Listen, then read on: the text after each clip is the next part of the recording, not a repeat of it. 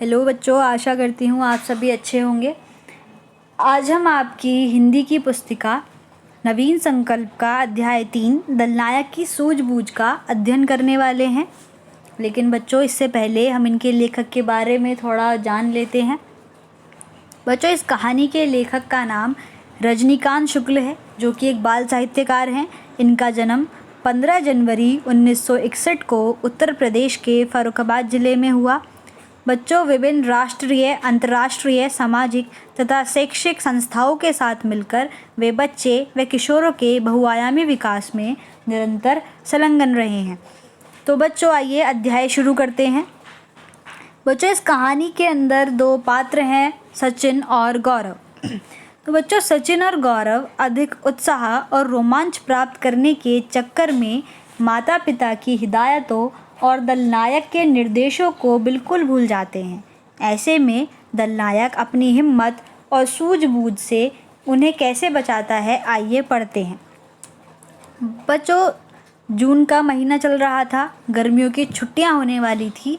इसी बीच एक दिन उनके अध्यापक ने कक्षा में घोषणा की कि छुट्टियों में स्काउट शिविर नैनीताल जाएगा।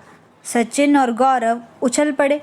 वो बेचैनी से घंटी बजने की प्रतीक्षा करने लगे, क्योंकि उन्हें घर जाकर अपने माता पिता से शिविर में जाने के लिए अनुमति जो लेनी थी।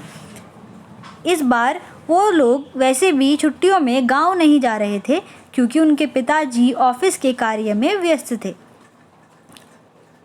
अब नैनीताल की सुंदरता के बारे में वो पहले सुन चुके थे, इसीलिए बहुत ज़्यादा उत्साहित थे।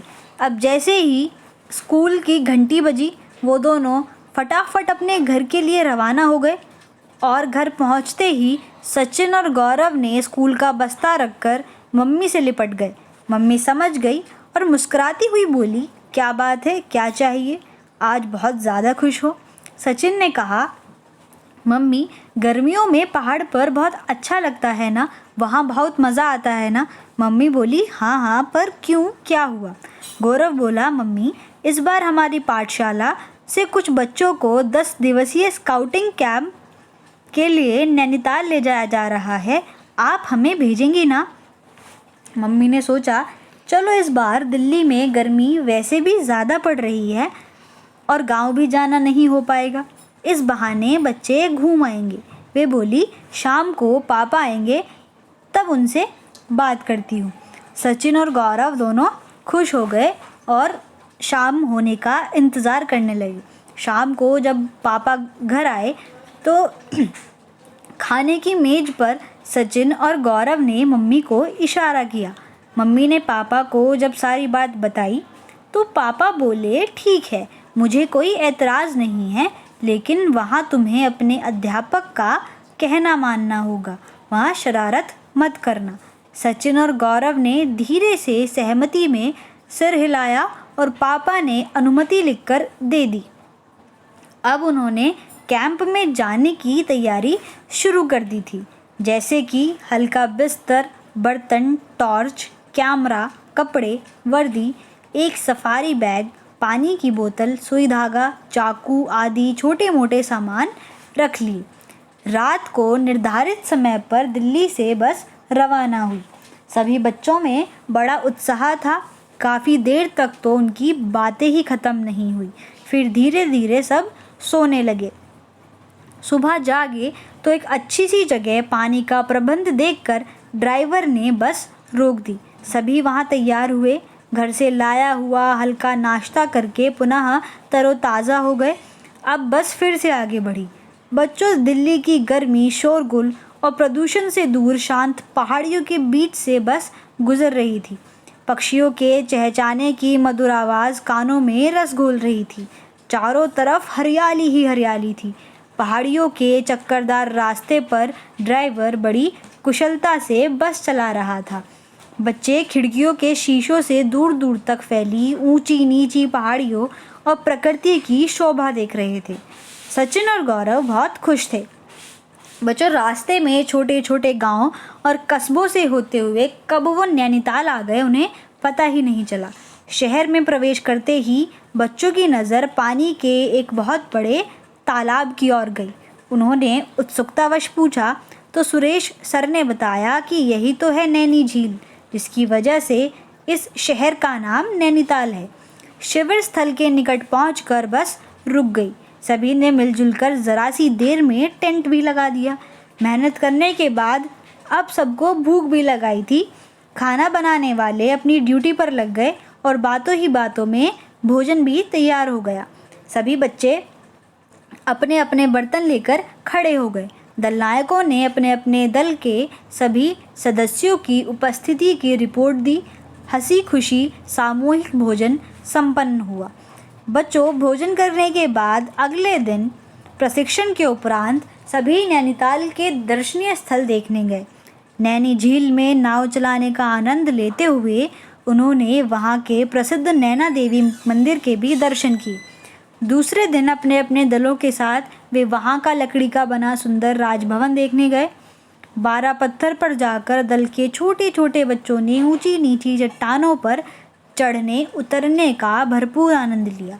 इस 10 दिवसीय प्रशिक्षण शिविर में एक दिन सचिन और गौरव अपने दल और सुरेश सर के साथ नैनीताल की सबसे ऊंची चोटी चाइना पीक की ओर चले। चलने से पहले उन्हें उनके सर ने बताया कि यह पहाड़ी काफ़ी ऊंची है, जहाँ से नैनी झील और सारे नैनीताल शहर की शोभा बहुत सुंदर दिखाई देती है। इस पहाड़ी का वैसे तो चीन से कोई संबंध नहीं है। दरअसल यहाँ चीनी बाबा नाम के एक संत रहते थे, जिनका मंदिर अभी भी पहाड़ी के नीचे है। इन्हीं के नाम पर इस पहाड़ी का नाम चीना पीक पड़ गया, जो बदलते बदलते चाइना पीक हो गया। वैसे अब शहर के लोगों ने इसका नाम नैना पीक रख दिया है। बच्चों, कुछ दल आगे चले गए थे। सचिन और गौरव अपने दल के साथ लंच पैकेट, पानी की बोतल और अन्य आवश्यक सामान लेकर चले गए। निर्धारित टेढ़ी मेढ़ी पगडंडी पर प्रकृति की छटा देखते हुए, नए नए पौधों को देख उनकी विशेषताएं स्थानीय निवासियों से पूछते और अपनी कॉपी में नोट करते हुए वो आगे बढ़ रहे थे। चाइना पीक सामने दिखाई दे रही थी, लेकिन रास्ता काफ़ी घुमावदार था। कुछ लोग खच्चर से भी जा रहे थे। अचानक गौरव और सचिन ने सोचा, क्यों ना हम सीधे सामने से ही पहाड़ी पर चढ़ जाएं और अपने दल के साथियों से पहले पहुंचकर उन्हें चौंका दें। खूब मज़ा आएगा। दल के थोड़ा आगे बढ़ते ही वो दोनों चुपचाप वहाँ से खिसक गए और सामने खड़ी पहाड़ी की ओर बढ़ चले। जैसे ही वो दोनों आगे बढ़े, वहाँ पर बड़े बड़े सुंदर वृक्ष उन्हें दिखाई देने लगे और उन वृक्षों के बीच से निकलते हुए वो धीरे धीरे ऊपर चढ़ने लगे। अब जल्दी ही बड़े बड़े वृक्ष समाप्त हो गए और छोटी छोटी झाड़ियाँ आ गई। अब वो दोनों बहुत ज़्यादा थक चुके थे, क्योंकि वो बहुत चल रहे थे। उन्होंने वहाँ से नीचे झांक कर देखा तो काफ़ी ऊंचाई पर आ गए थे। उनके साथी भी उनसे आगे बढ़ चुके थे। हालांकि दलनायक को रोक पीछे मुड़कर देखने आया भी था, लेकिन जब गौरव और सचिन उन्हें दिखाई नहीं दिए तो उसने सोचा, कहीं वो दोनों शिविर में वापस तो नहीं चले गए। लेकिन अगर ऐसा था तो उन्हें मुझसे कहकर जाना चाहिए था। दलनायक एक साथी को इसकी सूचना सुरेश सर को देने और एक अन्य साथी को शिविर में भेजकर सचिन और गौरव की खोज में लग गया। अब इधर सचिन और गौरव का सारा उत्साह जाता रहा। वो दोनों हार मानने लगे। नीचे उतरना उनके लिए बहुत मुश्किल था, क्योंकि जिस पत्थर पर पैर रखते वही फिसल जाता, क्योंकि वह पहाड़ी कच्ची थी। हाँ, उन्हें चोटी सामने दिखाई दे रही थी, लेकिन वहाँ तक पहुँचना इतना आसान नहीं था। अब उन्हें लगा कि दल का साथ छोड़कर उन्होंने बहुत बड़ी भूल की है, लेकिन अब पछताने से तो कुछ होने वाला नहीं था। उन्हें अपने सुरेश सर की बात याद आई कि संकट के समय हौसला सबसे बड़ा सहायक होता है। अब वे इसी बात को ध्यान में रखकर एक एक कदम आगे बढ़ाने लगे, लेकिन यह काफ़ी मुश्किल था। जैसे ही झाड़ी या पत्थर को पकड़कर ऊपर खिसकते तो ज़रा सा वज़न पड़ते ही पत्थर उखड़ जाते। अचानक उन्हें पहाड़ी के ऊपर हलचल सी मालूम हुई। आगे जाने वाले दल के लोग ऊपर पहुंच चुके थे और वहां पर जाकर खुशियां मना रहे थे। उनमें से कुछ एक ने नीचे की ओर झांककर भी देखा। सचिन और गौरव ने सहायता के लिए पुकार लगाई, लेकिन तब तक वो लोग दूसरी ओर जा चुके थे। अब वो दोनों हताश हो गए।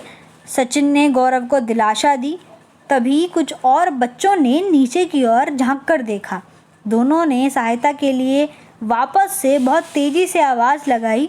उन्हें देखकर बच्चे आश्चर्य में पड़ गए। उन्होंने ज़ोर से पूछा, अरे तुम लोग यहाँ कहाँ से पहुँच गए? सचिन और गौरव लगभग रुआंसे स्वर में बोले, हम गलत रास्ते से आकर यहाँ फंस गए हैं, हमें बचा लो, हमारी मदद करो। ऊपर पहुंचे दल के नायक राजीव ने स्थिति को समझा और दिलासा देते हुए तत्काल सबकी कमर से रस्सियां निकाली। उन्हें जोड़कर उसमें जीवन रक्षक गांठ बांधी, जो आज ही सुबह प्रशिक्षण के दौरान सबको सिखाई गई थी।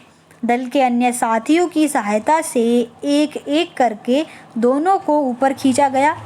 इस प्रयास में दल के अनेक सदस्यों के साथ सचिन और गौरव के भी कोहनी और घुटने छिल गए, लेकिन सभी प्रसन्न थे क्योंकि उनके दोनों मित्र सुरक्षित ऊपर आ गए थे। ऊपर आते ही गौरव और सचिन लंबी लंबी सांसें लेने लगे। राजीव ने सबका प्राथमिक उपचार किया। तभी सुरेश सर भी अपने दल के साथ वहां पहुंच गए। बच्चों ने उन्हें सारी घटना की जानकारी दी। तब सुरेश सर ने राजीव और उसके दल की बहादुरी से सराहना करते हुए उनकी पीठ थपथपाई और सचिन और गौरव से फिर ऐसी गलती ना करने का वचन लिया। सभी ने ऊंची चोटी से नैनी झील देखी, उसकी सुंदरता को निहारा, अपने कैमरे से चित्र खींचे। नैनीताल की सुंदरता वहाँ से बहुत ज़्यादा सुंदर लग रही थी। उन्होंने कैंप फायर जलाई, आग के चारों ओर नाचे सभी वहाँ पर उन सब ने गाना गाया और उसके बाद मुख्य अतिथि ने राजीव को बहादुरी के लिए प्रमाण पत्र देने की घोषणा भी की और सभी बच्चे इस बात को सुनकर खुशी से झूम उठे। तो बच्चों, इस पाठ से हमें क्या शिक्षा मिलती है? बहुत ज़्यादा छोटी सी शिक्षा मिलती है कि हमसे जो बड़े लोग होते हैं, हमारे अध्यापक अध्यापिका, हमारे माता पिता, वो जो भी हमें कहते हैं हमें उस बात को भूल नहीं जाना चाहिए। हमें हमेशा उनकी बातें याद रखनी चाहिए, उनकी बात माननी चाहिए, वरना आप भी ऐसी किसी परेशानी में पड़ सकते हैं। और दूसरी बात जो हमें यहाँ से सीखने को मिलती है कि ज़िंदगी में कोई भी परेशानी आए, हमें हार नहीं माननी चाहिए। हमारा सबसे बड़ा साथी उस वक्त हौसला होता है।